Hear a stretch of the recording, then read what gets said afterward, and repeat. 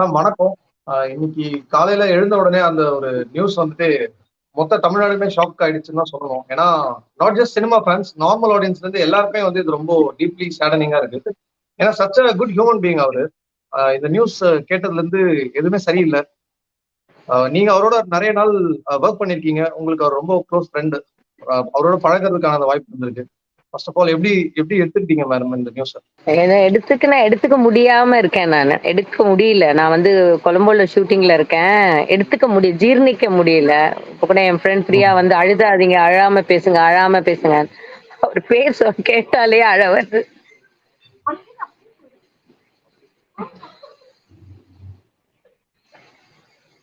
ஏதோ ஒரு பூமி அதிர்ச்சி வந்த மாதிரி இருக்கு தமிழ்நாடு, வேர்ல்டே.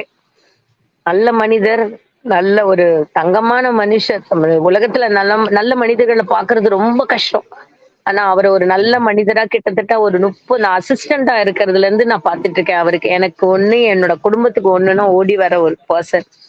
அண்ட் என்னோட குழந்தைக்கு அவரு தான் பேர் வச்சாரு. எல்லா விஷயத்துக்கும் ஏதாவது ஒரு இன்ட்ரடக்ஷன் சாங், விஜயகாந்த் சாரோட இன்ட்ரடக்ஷன் சாங்னா கலாவை கூப்பிடுன்னு சொல்லுவார். கஷ்டமான சாங்னா கலா மாஸ்டர் கூப்பிடுன்னு சொல்லுவார்.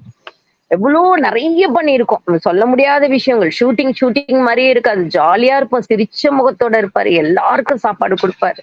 அண்ட் ரசிகர்களுக்கு ஒவ்வொருத்தரையா நிக்க வச்சு வச்சு வெடிய வெடிய ஆனாலும் நிக்க வச்சு போட்டோ எடுத்து அவ்வளவு அன்பா பேசுவார்.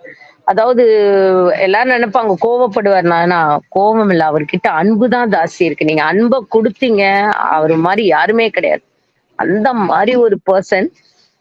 ரொம்ப ரொம்ப ஷாக்கு. அவருக்கு ஹெல்த் சரியில்லைன்னு தெரிஞ்சா கூட, ஆனா கேப்டனுக்கு ஒரு இறப்புன்னு ஒண்ணு இருக்கான்னு ஒரு சந்தேகமா இருக்கு. கடவுளுக்கு இறப்பு இருக்கான்னு நம்ம கேட்போம்ல, அதே மாதிரிதான் கேப்டனுக்கு இறப்பு இருக்கா அப்படின்னு எனக்கு ஒரு டவுட்டு.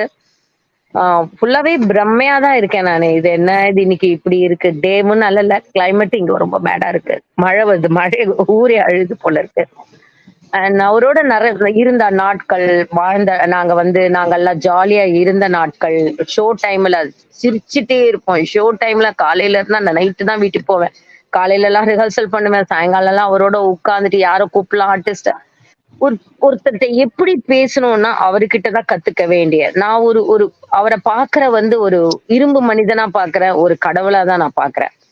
அண்ட் என்னால ஜீர்ணிக்கவே முடியல. தமிழ்நாட்டுல விஜயகாந்த் சார் இல்லாத ஒரு தமிழ்நாடா அப்படின்னு எனக்கு ஒரு கொஸ்டினே வந்துட்டு இருக்கு. நிச்சயமா மேம். அண்ட் எல்லாருமே சொல்றது என்னன்னா கருப்பு எம்ஜிஆர் அப்படின்னு சொல்லுவாங்க. அவரோட அந்த தானம் பண்றது, அவர் அடுத்தவங்களுக்கு ஹெல்ப் பண்றத வச்சு நிச்சயமாலே அதுக்கேத்த மாதிரி தான் அவர் நடந்துட்டு இருக்காரு. ஏன்னா செட்ல இருக்க கடைசி ஒரு எம்ப்ளாயில இருந்து மேல இருக்க ஆக்டர்ஸ் எல்லாருமே வந்து ஈக்குவலா ட்ரீட் பண்ற ஒரு ஆள் அவரு. அவர் மாதிரி ஒரு ஆக்டர் வந்து ரொம்ப ரேர் அப்படின்னு சொல்லிட்டு மொத்த இண்டஸ்ட்ரியிலுமே எல்லாருமே அதே தான் சொல்லிட்டு இருக்காங்க. கண்டிப்பா. ஏன்னா ஒண்ணுமே இல்ல. நீங்க நினைக்க மாட்டீங்க. அவங்க ஒரு மேக்கப் மேனா இருந்தா கூட மேக்கப் மேன் ஷோல்டர்ல போட்டுதான் பேசுவாரு. அவங்களுக்கு அது தனியா ரெஸ்பெக்ட் கொடுப்பாங்க. ஒரு டச் அப் பையனை கூட அந்த ரெஸ்பெக்ட் கொடுப்பாரு. ஏய், நீ எதுக்குடா ரொம்ப நேரம் நிக்கிற? நீ போய் உட்கார்றா, கொடை பிடிச்சது போதுண்டா, நான் ஏற்கனவே கருப்பு தான், நான் வெயில நின்னுக்கிறேன்டா அப்படி சொல்லுவாரு. ஒரு வாட்டி நான் காஷ்மீர்ல ஷூட்டிங் போயிருந்தேன். குளு மணாலில போயிருந்தோம். வரும்போதும் வந்து அவங்க ஒய்ஃபும் அப்பதான் நான் ஃபர்ஸ்ட் டைம் பிரேமலதா மேமையும் நான் பார்த்தேன். ஃபிளைட் வந்து கேன்சல் ஆயிட்டே இருக்கு. ஏன்னா மணாலில இருந்து டெல்லி ஃபிளைட் இப்படி இப்படி இப்படி மலைக்குள்ள வரனால முடியல. ஆனா எங்களை கூடயே இருந்து அவர் நினைச்சா அவர் தனியா போயிருக்கலாம். ஆனா விடல அவரு. என்னைய மட்டும் கூட கூட்டு போய், ஆனா அசிஸ்டன்டையும் சேர்த்து அவர் தனி பிளைட்ட போட்டு எங்களை கூட்டிட்டு போனாரு. அதை நான் மறக்கவே மாட்டேன் வாழ்க்கையில. ஏன்னா அப்படி எல்லா விஷயத்திலும் சின்ன சின்ன விஷயத்துக்கு டேக் கேர் பண்ணுவாரு. அண்ட் அனிமல் மேல ரொம்ப ரெஸ்பெக்ட் வச்சிருப்பாரு. ஒய்ஃப் மேல உயிரே வச்சிருப்பாரு. அண்ட் மனுஷங்க நீங்க நீங்க வந்து பாத்தீங்கன்னா, சாப்பாடு இல்ல அப்படின்னு வந்து கேட்டா குடுக்குற உங்களுக்கே தெரியும். கொரோனால எடை இல்லைன்னு சொல்லும் போதும் அவர்தான் அவரோட இடத்த கொடுங்கன்னு சொன்னார். இந்த மாதிரி ஒரு மனிதர் வந்து எதுக்கு கடவுள் இப்படி பண்ணாருன்னு சொல்லும் போது நம்மளுக்கு கடவுள் மேல கோவம் தான் வருது. ஏன்னா அவரு பேசுற பாஷை எங்க காதுல கேட்டுட்டு இருக்கு. அவர் என்னை கூப்பிடுற வார்த்தைகள் என் காதுல கேட்டுட்டு இருக்கு. அவருடைய பர்த்டேக்கு வந்து நாங்க மாலை எல்லாம் போட்டு டெக்கரேட் பண்ணி ஒரே டான்ஸ் எல்லாம் ஆடி இது பண்ணோம் அந்த ஷூட்டிங் ஸ்பாட்ல ஊட்டியில. இதெல்லாம் என்னால மறக்கவே முடியாது. கேப்டன் ஷூட்டிங் முடிஞ்சா எல்லாருக்கும் டான்சர்ஸ்க்கு எல்லாருக்கும் பணம் கொடுப்பார். எல்லாம் கொடுத்து எல்லாரும் என்ஜாய் பண்ணுங்க. நம்ம வந்து கருப்பு எம்ஜிஆர் நான் சொல்ல மாட்டேன். அது ஒரு தெய்வமான ஒரு இவர் தான் நான் சொல்லுவேன். நான் எம்ஜிஆர் வேற. நாங்கெல்லாம் வந்து எம்ஜிஆரோட ஒர்க் பண்ணது கிடையாது. எம்ஜிஆர் மாதிரி ஒரு பர்சன் சொல்லுவாங்க எல்லாரும். எம்ஜிஆர் மாதிரி ஒரு தானத்தின் தலைவர்னு. அடுத்த தானத்தின் தலைவர் விஜயகாந்த் சார் தான் சொல்லுவேன். எப்படி நம்ம ஜனங்க இதை ஏத்துக்க போறாங்கன்னு தெரியல. எல்லா ஆர்டிஸ்டுமே அழுதுட்டு இருக்காங்க. நான் இல்ல அப்படின்றதுமா நேர்ல எல்லாம் வந்தா நான் மயக்கம் போட்டு விழுந்துருவேனா அந்த மாதிரி ஒரு சுச்சுவேஷன்ல இருக்கு. But captain sir, I miss you, why you did this, எங்களை விட்டு ஏன் போனீங்க அப்படிதான் நான் கேட்பேன். எங்களை நிச்சயமா எல்லாம் ஏன்னா மறந்துட்டாரு. எல்லாருமே இந்த நியூஸ் வந்து பொய்யா இருக்கணும்னு தான் நிறைய பேர் வேண்டிக்கிறாங்க. ஏன்னா எப்பயுமே ஹாஸ்பிட்டலுக்கு போவாங்க, திருப்பி வந்துடணும், எப்படியாவது மீண்டு வந்துடணும், அவர் உடல்நலம் சரியா இருந்து ஒரு வாட்டி நம்ம அவரை பார்த்துடணும் தான் எல்லாரும் வேண்டிக்கிட்டோம், எல்லாரும் வெயிட் பண்ணோம். பட் அது கடைசி வரைக்கும் நம்மளுக்கு கிடைக்காம போயிடுச்சு. கண்டிப்பா. ஏன்னா ஃபர்ஸ்ட் எல்லாம் சும்மா தப்பா நியூஸ் வரும்போது நம்மளுக்கு ஜனங்க மேல ரொம்ப கோவம் வந்து, ஏன் தப்பு தப்பா போடுறாங்க, ஏன் இப்படி போடுறீங்கலாம் இருந்தோம். அப்புறம் வந்து அவரை பார்த்த உடனே நம்மளுக்கு எல்லாம் ஹாப்பியா இருந்தோம். ஆனா இப்போ வந்து அவருக்கு டக்குன்னு காலம் மானாரா, விஜயகாந்த் சாருக்கா ரொம்ப நல்ல மனிதர். ஆண் அழகன் சொல்லுவேன் நானு, நல்ல மனிதன் சொல்லுவேன், உயர்ந்த மனிதன் சொல்லுவேன். எல்லா விஷயத்திலும் அவர் வந்து ஒரு, நம்ம கடவுளை நேரில் பார்த்தது இல்ல சொல்லுவோம், கடவுள் ரூபத்துல நான் அவரை பாக்குறேன் நானு. And அவரோட நாங்க வந்து நாங்க ஜாலியா டான்சர்ஸ் எல்லாம் ஜாலியா இருந்த ஞாபகம் எனக்கு ஓடிக்கிட்டே இருக்கு. அவரோட பேசுனது இப்போ கூட நான் ரீசெண்டா இப்ப ரம்பாட்ட தான் பேசிக்கிட்டு இருந்தேன். ரம்பா ஞாபகம் இருக்கா? நம்ம ஒரு சாங் எடுத்தோம் செட்ல, பிரம்மாண்டமா அப்படின்னு, அவளும் ஃபீல் பண்ணி பேசிட்டு இருந்தோம்.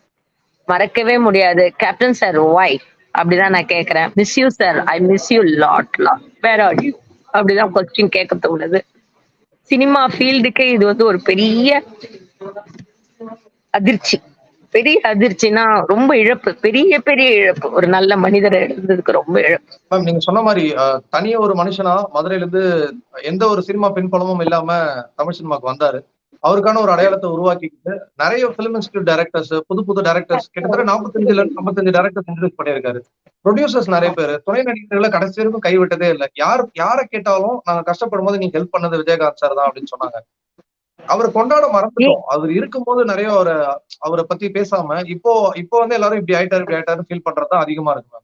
அதுதான் மனுஷனுடைய இது. இருக்கும்போது தெரியாது, இல்லாததான் அந்த அருமை தெரியும். ஏன் இப்ப 2 நாள் முன்னாடி கூட ஒருத்தர் இறந்தாரு, விஜயகாந்த் சார் தான் பணம் கொடுத்து ஹெல்ப் பண்ணியிருக்காரு, மோண்டாமணி சார் அப்படின்னு நியூஸ்ல பார்த்தேன் பாருங்க.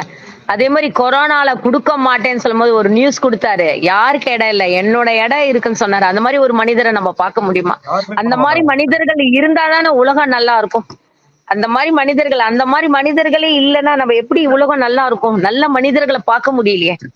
இப்ப இந்த சினிமா ஃபீல்டு எப்படி வாழப்போகுதுன்னு எனக்கு தெரியல. We are missing captain sir, ரொம்ப ரொம்ப மிஸ் பண்றோம். நிச்சயமா ma'am. And not only Tamil திரையுலகம், அரசியல்லையும் வந்து ஒரு போல்டான தலைவரா இருந்தாரு, ஒரு இம்பாக்ட்ஃபுல்லான ஒரு இம்ப்ரெஷன் ஏற்படுத்தின ஒரு தலைவரா இருந்தாரு. அதெல்லாம் தாண்டி அவர் பண்ண அந்த நிறைய நல்லது, அந்த எல்லாருக்கும் பண்ண அந்த சேவை இருக்கு, அது வந்து கண்டிப்பா அவர் என்னைக்குமே மறக்கவே விடாதுன்னு நினைக்கிறேன். மக்கள் வந்து கண்டிப்பா அவர் என்னைக்கும் மறக்க மாட்டாங்க. இல்ல, நான் இந்த ஒரு விஷயம் கண்டிப்பா சொல்லணும். நான் வந்து ஊட்டியில சாங் எடுத்துட்டு இருந்தேன், ஒரு மலையாள தெலுங்கு படம் முடிச்சிட்டு கேப்டனுடைய கும்பகோணத்துக்கு போனோம். அப்போ வந்து நான் நைட்டு ஃபுல் டிராவல்னால தூக்கம் கம்மியா இருந்தது. கார்லயே டிராவல் பண்ணும்போது டக்குன்னு எனக்கு ஒரு ட்ரீமே வந்தது, ஒரு பாலிடிக்ஸ்ல இறங்குற மாதிரி அவர் கொடி வச்சு பறக்காம உடனே மறுநாள் வந்து எங்கும் இமயமல வராருன்னு ஒரு பாட்டு, ரொம்ப ஃபேமஸ் பாட்டு இருக்கு.